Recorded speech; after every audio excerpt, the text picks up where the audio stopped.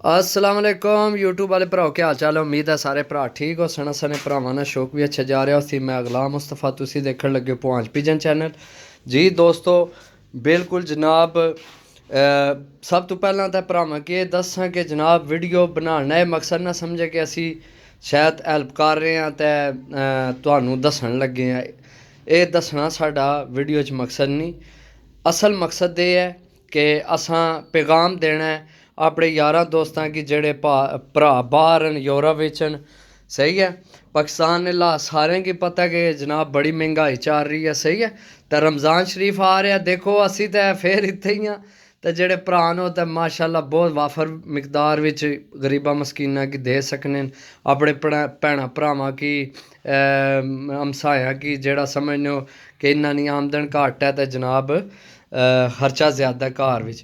ते एह् जनाब जितनी साडी तौफीक है, गुंजैश है, उतना जनाब असी भी दे रहे हैं। सही है।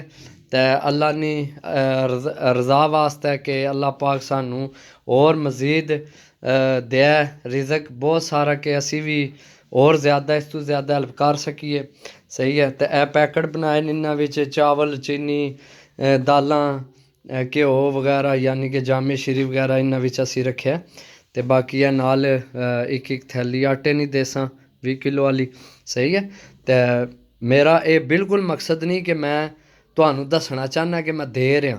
सही है। मकसद मेरा सिर्फ ये है कि शायद मेरी वीडियो देख के कोई और भरा भी जनाब उसना भी दिल कर जाए, गुंजैश बन जाए तो वह जनाब गरीबां मस्कीनां ते खर्च करे। सही है।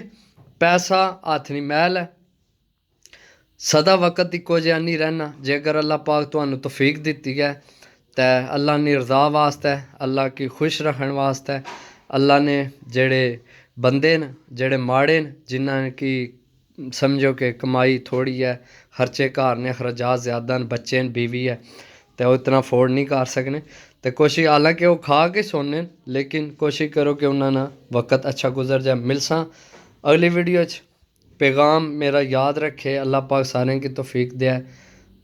तो दिलों तो बगैर नहीं देन होना, समझो। तो अल्लाह पाक साडा भी कबूल करे।